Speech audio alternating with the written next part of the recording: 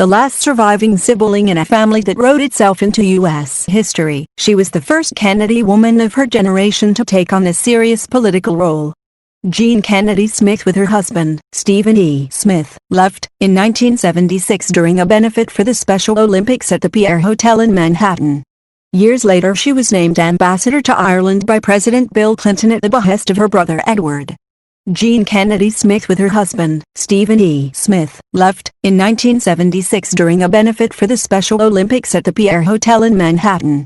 Years later she was named ambassador to Ireland by President Bill Clinton at the behest of her brother Edward.Credit Larry C. Morris/The New York Times by Robert D. McFadden, June 18, 2020. 52 Jean Kennedy Smith, a Kennedy clan sister who was the United States ambassador to Ireland in the 1990s, helped pave the way for a formal agreement to end decades of sectarian violence in Northern Ireland, died on Wednesday at her home in Manhattan. She was 92. Her daughter Kim Smith confirmed the death. Ms. Smith was the second youngest and last surviving sibling in a family that embedded itself in the American consciousness and wrote itself into American history, producing a president and senators in an unrivaled mystique fashioned out of political glory, personal charisma, great wealth and staggering tragedy. Until the age when most people retire, Ms. Smith led a quiet life of privilege and philanthropy, with palatial homes, summers at the shore and a busy calendar of society and charity functions. She shared family triumphs and tragedies, though always in the shadow of her siblings, including President John F. Kennedy, Senators Robert F. Kennedy and Edward M. Kennedy, the youngest, Eunice Shriver and Patricia Kennedy Lawford.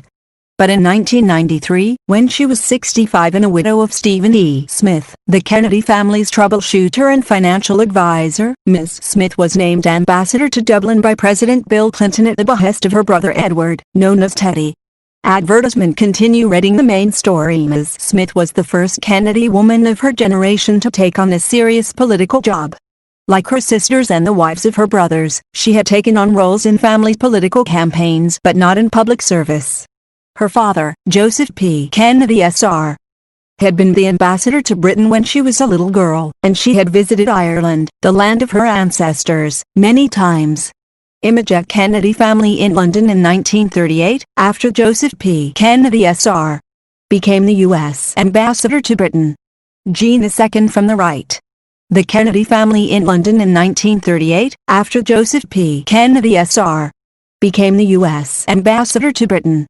Jean II from the right. Credit The New York Times. But she knew little about diplomacy, Irish politics or the intricacies of the sectarian violence known as the Troubles. The Irish Republican Army's campaign of bombings and assassinations to drive the British out of Ulster and unite overwhelmingly Roman Catholic Ireland with predominantly Protestant Northern Ireland. The appointment was made at a crucial time, as movement had begun toward a settlement to end decades of fighting that had left thousands dead on all sides. But to many in Washington, appointing a Kennedy to Dublin was good politics. The Irish regarded President Kennedy as a virtual saint and his extended family as dear transatlantic cousins. And they took to Ms. Smith warmly. Advertisement continue reading the main story. Soon she became the second most prominent woman in Ireland, after President Mary Robinson. With Irish leaders eager to help, she embraced her job, and over the next 5 years played a role in the Ulster settlement. Ms. Smith ruffled feathers, broke rules and brushed aside diplomatic niceties. She was reprimanded by Secretary of State Warren M. Christopher for removing 2 senior staff members who disagreed with her views. She visited Northern Ireland, a British province and not her turf, and met repeatedly with Gerry Adams, the head of the IRA's political wing, Sinn Féin, though American policy forbade it. While many officials in London and at the State Department believed she was exceeding her authority and regarded Mr. Adams as a terrorist mouthpiece, Ms. Smith helped clear the way for a visa that let him go to the United States to make his case for a ceasefire and British withdrawal from Ulster. Almost overnight, he became a popular son of Ireland in America. 6 months later, on August 31, 1994, a ceasefire was declared. At the behest of Ms. Smith, Senator Kennedy and others, Mr. Clinton met with Mr. Adams at the White House in 1995, granting a measure of respectability to Sinn Féin. Advertisement. Continue reading the main story. When the ceasefire broke down in 1996 over the continued exclusion of Sinn Féin from the peace talks, Ms. Smith summoned Joe Cahill, the IRA leader, and upbraided him. Sinn Féin was finally admitted to the talks, and the ceasefire was restored in 1997. Negotiations led by former Senator George J. Mitchell produced the Belfast Agreement in April 1998. Image. Ms. Smith at a peace rally in Dublin in 1996, when she was the U.S. Ambassador to Ireland. Ms. Smith at a peace rally in Dublin in 1996, when she was the U.S. Ambassador to Ireland. Credit Maxwell/Associated Press. That agreement provided for disarming paramilitary groups and for power sharing in Northern Ireland. A month later, it was approved in referendums in Ireland and Northern Ireland. The years afterward were marked by gunfights, political breakdowns, disarmament disputes and other flare-ups. But the Belfast Pact is still regarded as the formal document for phasing out decades of sectarian warfare in Ulster. Advertisement. Continue reading the main story. Ms. Smith's role, bringing the IRA in from the cold, was important, and she was proud of it. The Irish people were willing to take me at face value, to give me the benefit of the doubt because I was a Kennedy, she said in 1998 as she prepared to end her assignment in Dublin. I was a cog, really, in the machine that was moving. I was fortunate to be here to perhaps add momentum to what was happening. Jean Ann Kennedy was born in Brookline, Mass. On February 20, 1928, the eighth of 9 children and the youngest daughter of Joseph P. and Rose Fitzgerald Kennedy. Her childhood was idyllic, with summers on Cape Cod, winters in Palm Beach, Florida, and mansion life in Bronxville, an affluent New York suburb in Westchester County. Image. The Kennedy family in Palm Beach, Florida. In about 1948. Standing, from left, were Edward, Jean, Patricia and John. Robert was kneeling. With them, sitting, was a family friend, Joe Gargan. The Kennedy family in Palm Beach, Florida. In about 1948. Standing, from left, were Edward, Jean, Patricia and John.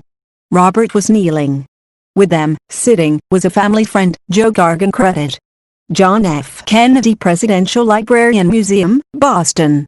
She was educated at Roman Catholic girls' schools and graduated in 1948 from Manhattanville College of the Sacred Heart in New York, now Manhattanville College, with a degree in English. Ms. Smith, tall and angular, was a tennis player and swimmer who loved sailing and hikes on the beaches of Cape Cod. She introduced future wives to 3 of her brothers, Ethel Skickle, a Manhattanville classmate, to Robert, Jacqueline Louvier, a friend, to John, and Virginia Joan Bennett, also a Manhattanville student, to Edward. Advertisement. Continue reading the main story. She married Mr. Smith, a New York financier, in 1956. He oversaw the Kennedy family's $500 million fortune after her father was incapacitated by a stroke in 1961, and he advised her brothers in political campaigns. The couple had 4 children. Ms. Smith's role in politics, like her sisters, was to appear at campaign events, starting with John's races for Congress and the Senate and his campaign for the presidency in 1960. She also raised funds for programs to benefit handicapped children, and for many years she was a trustee of the John F. Kennedy Center for the Performing Arts in Washington. Image. Ms. Smith and President John F. Kennedy were in the stands in 1961 for the Washington Senators' opening day game at their home field, Griffith Stadium. She shared family triumphs and tragedies, though always in the shadow of her siblings. Ms. Smith and President John F. Kennedy were in the stands in 1961 for the Washington Senators' opening day game at their home field, Griffith Stadium. She shared family triumphs and tragedies, though always in the shadow of her siblings. Credit Associated Press. In 1974 she founded Very Special Arts, a Kennedy Center affiliate that provides programs in creative writing, dance, music, drama and other arts for thousands of physically or mentally handicapped artists in America and elsewhere. With the writer and editor George Plimpton, she produced a book of interviews with such artists, Chronicles of Courage, Very Special Artists, in 1993. Advertisement. Continue reading the main story. In outliving her siblings, Ms. Smith endured their often shattering deaths. Her oldest brother, Joseph P. Kennedy Jr., was killed in combat in 1944. She christened a destroyer named for him in 1945. Kathleen died in 1948 in a plane crash in France. President Kennedy and Senator Robert Kennedy were both assassinated in the 1960s. Rosemary, mentally disabled and institutionalized most of her life, died in 2005. Patricia Kennedy Lawford, who was divorced from the British actor Peter Lawford, died in 2006. Eunice Kennedy Shriver, a champion of the Special Olympics and the wife of R. Sergeant Shriver, the first director of the Peace Corps, died in August 2009. And Senator Edward Kennedy died 2 weeks later. Image Ms. Smith, in foreground and sunglasses, with other members of the Kennedy family during the funeral for Senator Edward M. Kennedy, her younger brother, in 2009. Ms. Smith, in foreground and sunglasses, with other members of the Kennedy family during the funeral for Senator Edward M. Kennedy, her younger brother, in 2009. Credit, Champ W. Lee / The New York Times. Ms. Smith's husband died in 1990. In addition to her daughter Kim, she is survived by her 2 sons, Stephen Jr. and William, another daughter, Amanda, and 6 grandchildren. In 1991, Ms. Smith sat through the Florida trial of her son William on a rape charge. The case grew out of his visit to a bar with Senator Kennedy and a sexual encounter with a woman at the Kennedy estate in Palm Beach. It ended in acquittal, but television coverage and graphic testimony produced a lurid mix of sex and scandal in America's most famous family. Advertisement. Continue reading the main story. Jean Kennedy Smith had always been the quiet Kennedy, doing her charity work but avoiding needless publicity. But in 1993, after visiting Dublin, she discussed the ambassador's job with her brother, who asked Mr. Clinton to nominate her.